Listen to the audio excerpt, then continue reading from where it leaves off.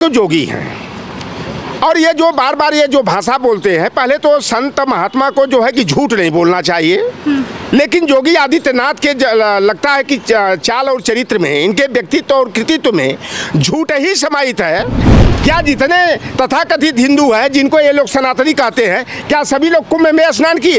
तो कुंभ में स्नान करने वालों की संख्या और आंकड़े योगी सरकार बता रही है। योगी जी जो है छाती पीट पीट करके दावा करते हैं इतने करोड़ लोग स्नान कर लिए। तो कुंभ में जो भगदड़ हुई उसमें कितने लोग मरे, यह आंकड़ा बताने में सरकार क्यों पीछे हट जा रही है? और ब्रिजेश पाठक जी जब जो है कि मंत्री नहीं थे, जब विधायक नहीं थे, सांसद नहीं थे, तो क्या करते थे? या जब बसों से लोग चलते हैं तो दूर की यात्रा जब करना होता था तो लोग गठरी और साइकिल को जो है छत पर लेकर के जाते थे। तो यह छतों बसों से साइकिल चुराने का काम करते थे। नमस्कार, आप देख रहे हैं न्यूज़ 9 भारतवर्ष में आपके साथ ज्योति चौहान। अभी हम मौजूद हैं लखनऊ में। हमारे साथ हैं सपा के वरिष्ठ नेता लौटन राम निषाद जी। आइए कुछ बात करते हैं खास मुद्दों पर। सर, आपका बहुत बहुत स्वागत है हमारे चैनल में। धन्यवाद है आपके चैनल को। आपके चैनल के जो भी व्यूअर हैं, मैं आग्रह करूंगा कि सब्सक्राइब करके, शेयर करके, लाइक करके जन जन तक का जो है कि सच की आवाज़ को पहुँचाते रहें। सर, अभी प्रसिद्ध कथावाचक अनिरुद्धाचार्य जी ने अखिलेश यादव की तुलना रावण से की थी, इस पर आप क्या कहना चाहेंगे? देखिए, धर्म के नाम पर ढोंग पाखंड करने वाले ये कथावाचक जो हैं, यह केवल धर्म के नाम पर धंधा कर रहे हैं। ये कथावाचन का कार्य करके जनता को ठगने का, लूटने का ये काम करते हैं।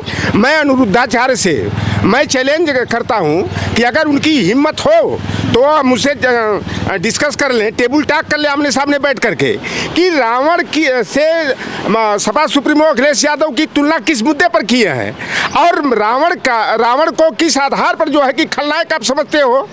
तो मैं अनिरुद्धाचार्य जैसे लोग जो ढोंगी है, पाखंडी है, जो धर्म के नाम पर, हिंदुत्व के नाम पर जनता को गुमराह करने का, अपनी धर्म की दुकान चलाने का काम करते हैं, और इनको अगर रावण के व्यक्तित्व और कृतित्व पर, चरित्र और चिंतन पर अगर डिस्कस करना हो, या किसी भी पौराणिक महापुरुष के ऊपर करना हो, लौटन राम निषाद जो है कि अनिरुद्धाचार्य जैसे लोगों से जो है फेस टू फेस मिलकर के जो है कि डिस्कस करने के लिए तैयार हूँ। और ऐसे लोगों की बातों को बड़ा गंभीरता से नहीं लेना चाहिए, या कभी किस पागलपन के शिकार हो जाएंगे, इनका कोई ठिकाना नहीं रहता है।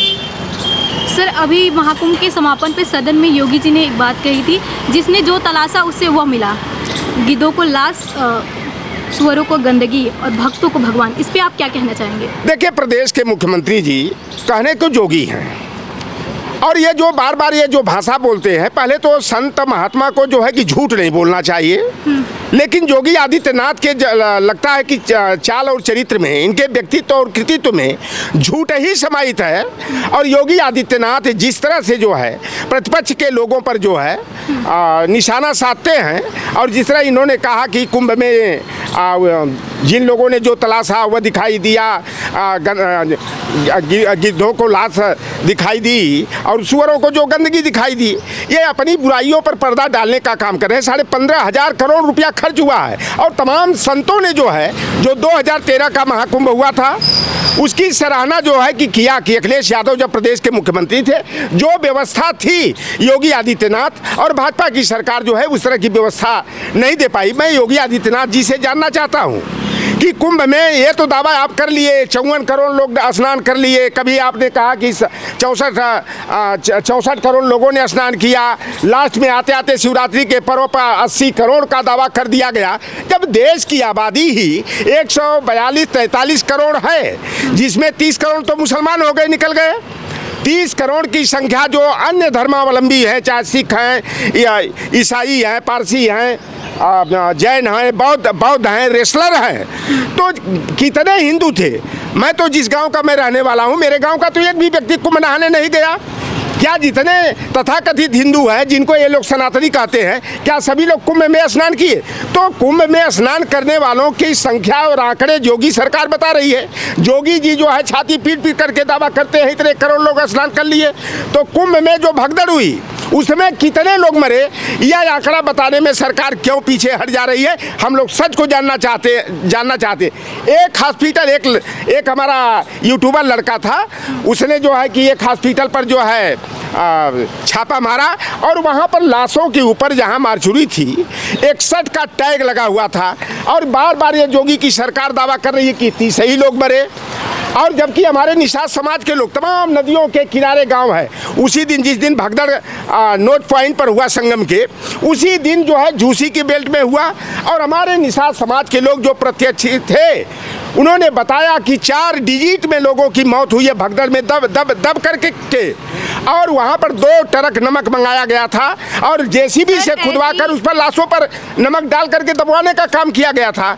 सर ऐसे ही ब्रिजेश पाठक ने भी मुलायम सिंह यादव पे कटाक्ष किया था, उस पर आप क्या कहेंगे?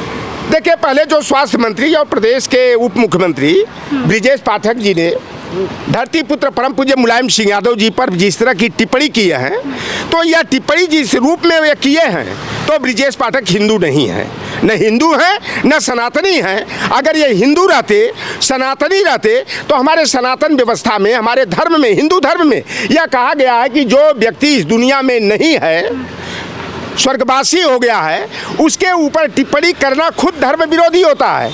अगर इस तरह के ही बयानबाजी जो इन्होंने आरोप लगाया है वह पूरी तरह से बेबुनियाद है।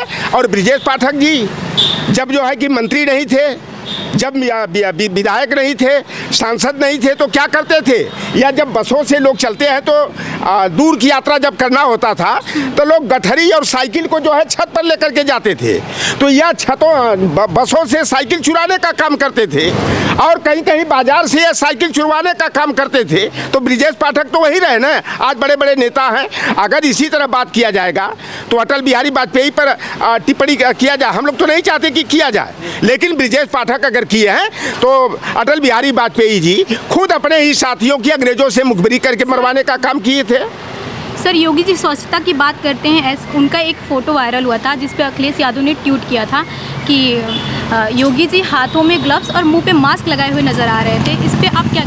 और देश के प्रधानमंत्री का आपने नहीं देखा कि देश के प्रधानमंत्री जब कुंभ में नहान करने गए थे तो जैकेट पहन करके गए थे, जैसे लग रहा है कि तैराकी करने वाले रहते हैं उस तरह से वो जैकेट पहन करके गए थे।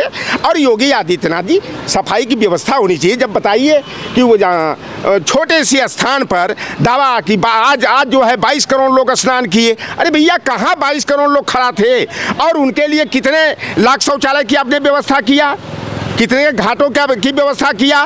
केवल मीडिया ट्रायल हो रहा था कि यहाँ पुल पांटून ब्रिज बन गया, यहाँ पर ये ब्रिज बन गया, फलाना हो गया, ढिकाना। अरे इन्होंने तो लोगों के गंगा घाट पर जाने की और आने की तक व्यवस्था नहीं किया। अगर ये सही ढंग से सुचारू रूप से व्यवस्था किए होते तो हजारों हजार की संख्या में जो है आज तमाम लोग 15,000 की संख्या में तो लोग लापता हैं, उनका पता ही नहीं लगा कहाँ चले गए और 4 डिजिट में लोग मर गए हैं। संख्या अगर सही तरीके से बता दिया जाए लगभग में, तो यह सरकार तो FIR कराना केवल जानती है। तो हम तो FIR से भी नहीं डरते हैं, लेकिन फिर भी दावे के साथ मैं कहता हूं कि कुंभ में जो भगदड़ हुई 2-3 बार, उसमें जो है 4 डिजिट में लोगों की मौत हुई है और यह सरकार अधिकारी और कर्मचारी मिलकर JCB से गड्ढा खुदवा करके उसमें लाशों को दफवाने का काम किए हैं, क्योंकि सरकार जो है कि मुआवजा देना होता और यह मुआवजे के डर से। और भाई एक बात पहले तो हमारे हिंदू धर्म की बात है कि लोग हिंदू बन करके कुंभ नहाने गए थे ना, मुसलमानों को तो पहले से मना कर दिया गया था कि यहाँ रेहड़ी नहीं लगाएंगे, दुकान नहीं लगाएंगे और वहाँ पर गए लोग हिंदू बन करके, लेकिन उनका अंतिम संस्कार मुसलमान के रूप में हुआ। अगर उनको दफन कर दिया गया तो ये तो मुसलमान का संस्कार हुआ, इस्लाम धर्म का संस्कार हुआ। और भाई वहाँ पर साफ सफाई की व्यवस्था होनी चाहिए, लेकिन सरकार जो है केवल जो है कि झूठी आंकड़ेबाजी करती रही, केवल मीडियाबाजी करती रही और योगी आदित्यनाथ बार बार जो है झूठ पर झूठ बोल करके जनता को गुमराह करने का काम कर रहे हैं। और जनता यह जो है ना वह समय का इंतजार कर रही है। जिस तरह से लोगों को निमंत्रण देकर कुंभ में बुलाया गया था, लेकिन वहाँ पर सारे चाहे संत समाज के लोग हों चाहे आम जन हो, जाने के बाद वहाँ पर अपने को लूटा पीटा समझे और हताश और निराश होकर के वहाँ से लोग वापस चले आए, अपने परिवार से दूर चले गए, या जो है कि योगी सरकार की जो है कि वहाँ सही तरीके की व्यवस्था न होने का परिणाम रहा कि इस बार का कुंभ जो है कि दावा कर रहे थे 144 वर्षों के बाद पूर्ण महाकुंभ लगा है। इनके सरकार के सारे दावे फेल हो गए और इनकी अव्यवस्था के चलते वहाँ तमाम लोगों को अपने जान को गंवाना पड़ा है, अपने परिवार से भी छूटना पड़ा है। जैसा कि आपने देखा हमारे साथ लौटन निषाद जी थे, कई मुद्दों पे इनसे बात हुई। ऐसे ही खबरों के लिए बने रहिए हमारे साथ न्यूज़ नाउ भारतवर्ष पर।